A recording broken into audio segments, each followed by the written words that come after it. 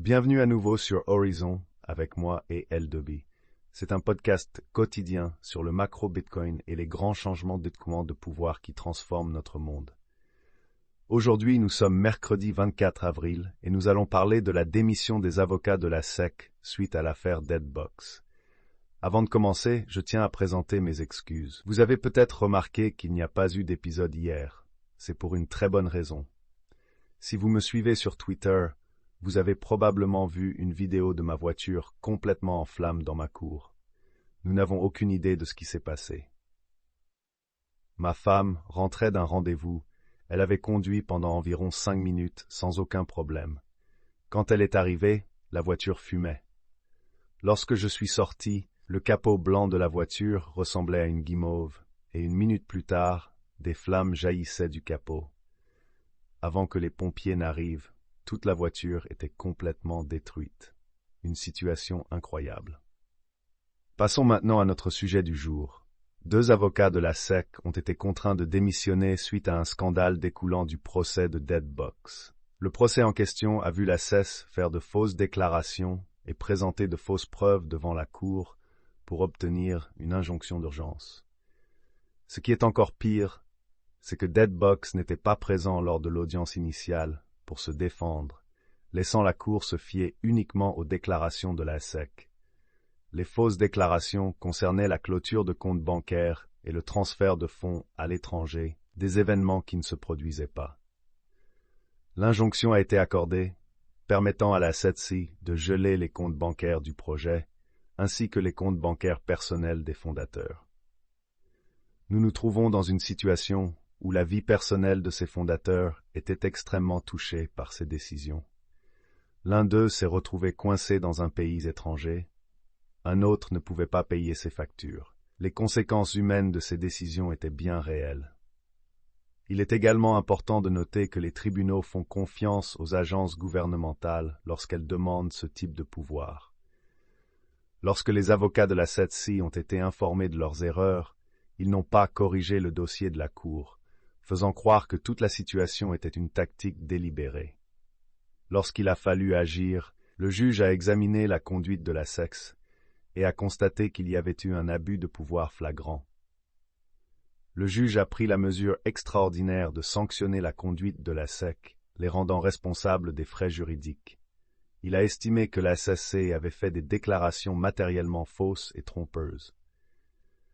Les experts juridiques ont noté que les agences gouvernementales bénéficient généralement du bénéfice du doute devant la Cour. Les commentateurs n'ont pas pu trouver un seul exemple où une agence gouvernementale avait été sanctionnée pour ce type de comportement.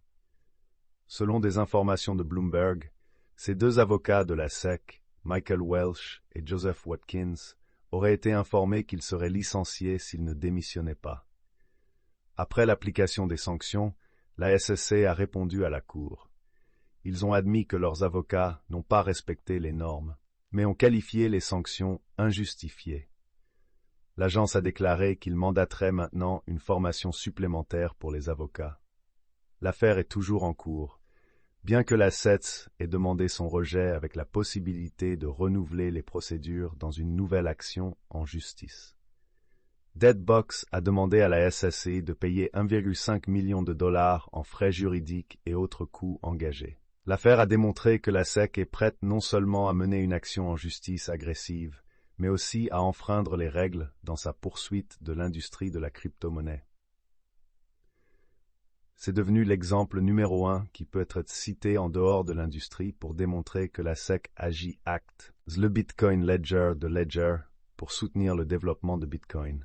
Prenez soin de vous et à très bientôt. Salut. Cruellement de mauvaise foi. Les républicains du Sénat ont profité de l'occasion pour critiquer la SEC pour avoir agi de manière inéthique et peu professionnelle. Ils ont suggéré que les autres affaires engagées par la Commission pourraient mériter un examen plus approfondi.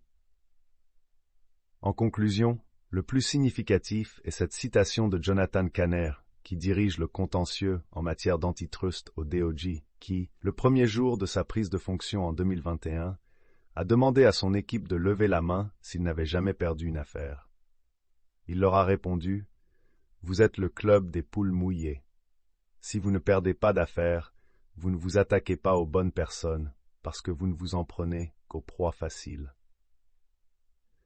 Dans l'épisode d'aujourd'hui, je voudrais remercier Ledger. Ledger est la plateforme mondiale pour sécuriser le Bitcoin et les autres crypto-monnaies.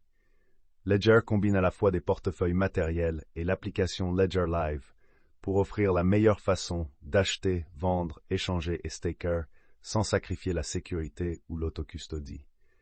Cela fait de Ledger un moyen sûr et sécurisé de gérer vos actifs numériques sans tout le stress. Concernant le second sujet du jour, l'IRS a publié le premier ensemble de formulaires spécifiquement conçus pour la déclaration de crypto-monnaies. Les formulaires d'ébauche font partie d'une règle proposée qui imposera aux courtiers en crypto-monnaies de rendre compte des transactions des utilisateurs au sein de leur écosystème. Le formulaire comprend des catégories de courtiers définies comme des kiosques de crypto-monnaies, des processeurs de paiement en actifs numériques, des fournisseurs de portefeuilles hôtes et plus problématiques, des fournisseurs de portefeuilles non hébergés.